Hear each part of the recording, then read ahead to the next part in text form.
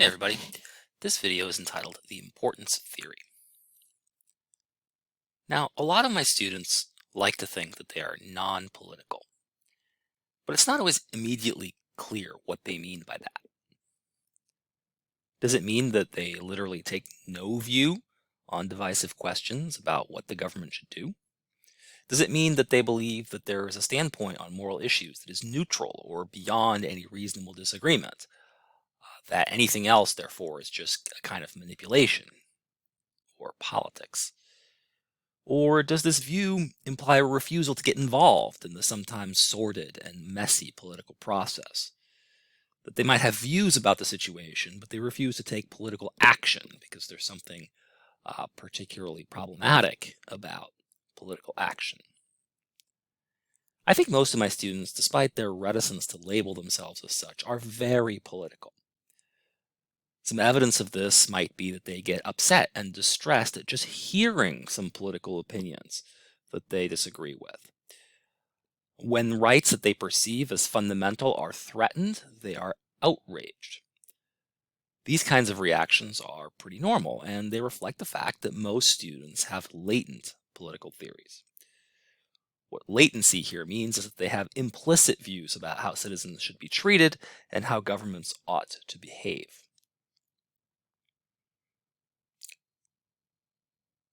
I wanted to start this section with a quote by one of my favorite French authors, the existentialist Albert Camus, who once said that an intellectual is a man whose mind watches itself. And part of this class will be to bring these latent political theories out into the open so that they can be examined and if necessary, revised. In other words, every student should begin to watch their own minds and study their own minds and see what that mind looks like. Students are going to be asked to observe the ideas of others, of course, through readings and presentations, but they're also going to be asked to reflect on their own ideas to see if those ideas are well supported, whether they're internally consistent, and whether they're able to fairly apply those ideas across a wide range of situations. Now, a second quote that I rather like is one by perhaps even more famous political philosopher, Aristotle. He once said that it's the mark of an educated mind to be able to entertain a thought without accepting it. By presenting students with a variety of political arguments and ideas, students will be asked to examine various ways of thinking. But in the background, there should always be another question present. Should I adopt these ideas into my own way of thinking about politics? Now, to answer that kind of question, students will need to wrestle with at least two more related questions. The first might be, is this new idea that I'm encountering logically compatible with ideas that I already endorse? That is to say, does it fit? Does it have the right structure? Does it have the same foundations? Does it rely on the same assumptions and values? Or will something have to be discarded? And second, is this new idea or argument actually better than the ones that I already endorse? Does it provide a more solid foundation for beliefs that I cherish? Or does it provide new insight into a question that might require the student to change their mind about this particular issue in question? And the second question, if you are considering changing your ideas or modifying your views, creates a whole new set of questions about what kinds of criteria people in general should use to decide whether an idea is better than the one they currently believe. In other words, on what grounds does one reject one's current beliefs or one's current ideas?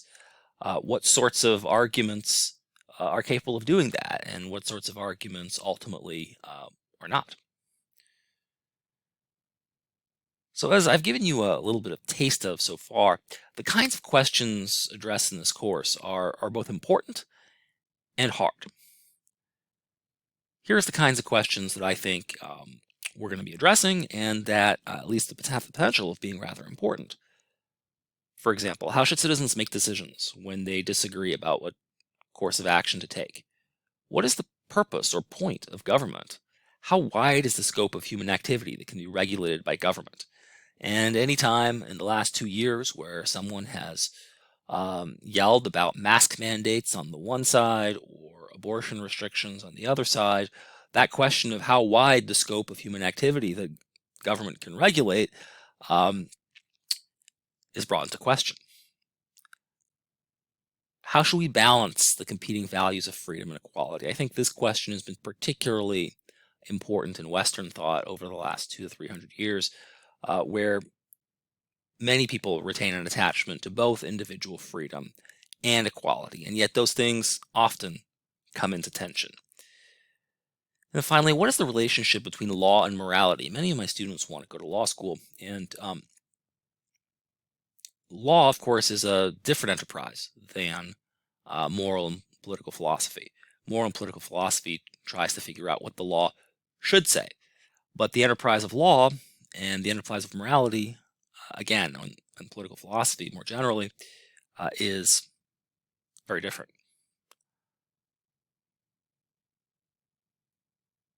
Now, these are hard questions, as well as important questions. They're hard, and one piece of evidence that they're hard is that very intelligent people have come up with wildly different answers to these questions. But I think it would be wrong to think that no progress has ever been made or that no agreement on these sorts of questions is possible. For example, vanishingly few people today endorse slavery, infanticide, widow burning, or absolute monarchy. Most people, by contrast, endorse things like women's suffrage, at least where any suffrage is permitted, national self-determination, and the public regulation of monopolies. 150 years ago, though, if you looked at the public debates, all of these things were the subject of vigorous dispute. That is to say, people disagreed ferociously about what the right answer was to a lot of these kinds of questions. Now, a skeptic might contest the notion of progress here.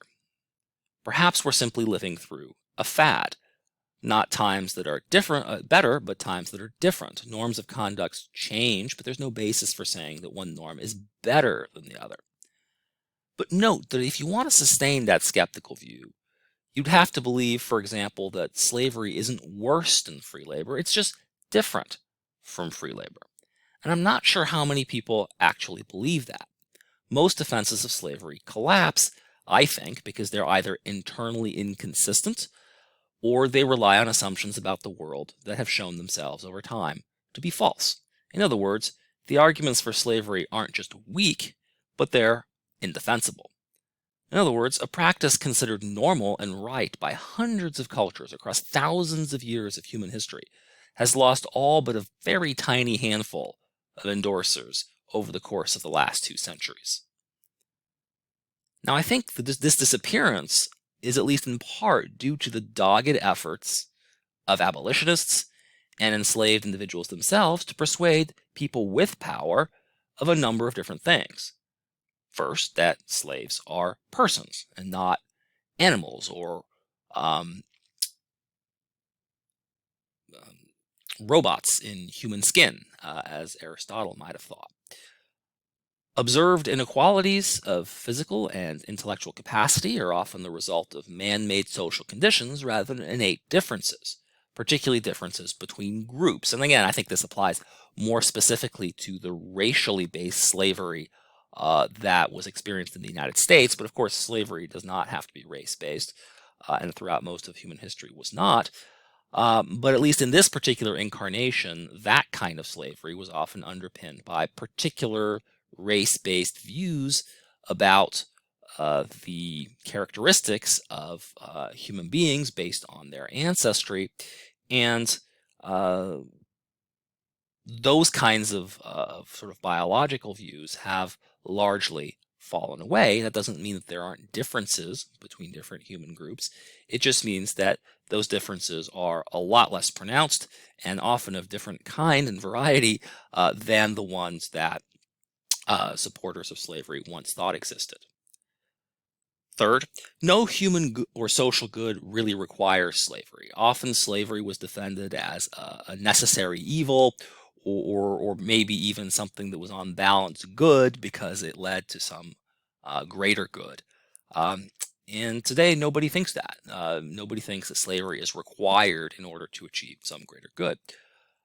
Fourth, slavery is importantly logically inconsistent with important political values like freedom and equality. Once we accept the notion that slaves are persons, it becomes very, very hard to defend slavery because it becomes inconsistent with the notion that people ought to be generally free and people are generally ought to be treated equally. And finally, slavery is also inconsistent with important moral values found in major religious texts. Now, again, this is an argument that had to be carried out, certainly in the Christian world where the Bible uh, does not explicitly reject slavery and in parts seems to at least tacitly endorse it. That was a debate that really had to be won, and it had to be won within the moral framework of Christianity in this instance, but also Islam and other civilizations, where this idea of slavery had to be shown to be logically inconsistent with other important principles contained within those texts. And ultimately, most of these religions ended up rejecting slavery as ultimately being inconsistent with their values, their most fundamental values. Now, again, back to the skeptic. It's important to not accept these stories, attractive as though they may be, without a little bit of pushback. So it's possible to argue that, for example, without the rise of industrial capitalism and the phenomenal rise in living standards that came with it, none of these arguments would have persuaded anyone. This argument goes roughly as follows. When an economy grows, it's possible for some to have more without others having less. In other words, when you grow the economic pie, so to speak, at least in principle, everybody can have a bigger piece. But in a pre-capitalist world where economic growth was either so slow that nobody really noticed it or was simply non-existent, one person's gain had to necessarily come at some other person's loss. In other words, if some people were going to have acceptable living standards, other people were simply going to have to go without. And therefore, again, back to the idea that certain kinds of social practices, slavery, but perhaps also serfdom, other forms of political and social inequality were going to be necessary to the achievement of some greater good. In other words, you would have no higher art, no great buildings, no great civilization at all if some were not strongly oppressed because there was simply not enough to go around. On this kind of skeptical view, slavery and again, things like serfdom and absolute monarchy become obsolete because it's no longer required for any important human goods to be realized. On the skeptical view, or at least on one kind of skeptical view, moral arguments never change anyone's mind, only appeals to self-interest, right? Once the economy changes, once it's no longer necessary for some to oppress others, for great human goods to be achieved, then maybe slavery falls apart or slavery disappears, not because anybody was convinced of its immorality, but simply because people's self-interest no longer tended that way. In other words, people don't really respond to moral arguments. They only ever see or believe what they want to. Appeals to logic or appeals to moral consistency or appeals to facts don't really work on this skeptical view. But again, I think this skeptical take, just like the earlier one, is not consistent with the way we experience the world. It's true that people are capable of learning and growth. I see it every day in my classrooms. And across the 4 years of college education, or sometimes more, that students take to complete their college education, I see phenomenal growth. I see human beings adopting new ideas, experimenting, rejecting, adopting, and ultimately growing in maturity as human thinkers. Second, everybody just about is capable of reflecting upon the inconsistencies of their own worldviews and making genuine decisions about what to believe. In other words, it's not just the fact that we're the product of our social circumstances, although we are, in many cases, influenced by our social circumstances. We also have decisions to make, and we are very much aware that we have decisions to make about what to believe, about whether to accept the prevailing dominant views in our culture and among our peers, or whether to reject them. And I think since most of us are aware of this, therefore we are aware of the possibility of ultimately rejecting the views of those around us.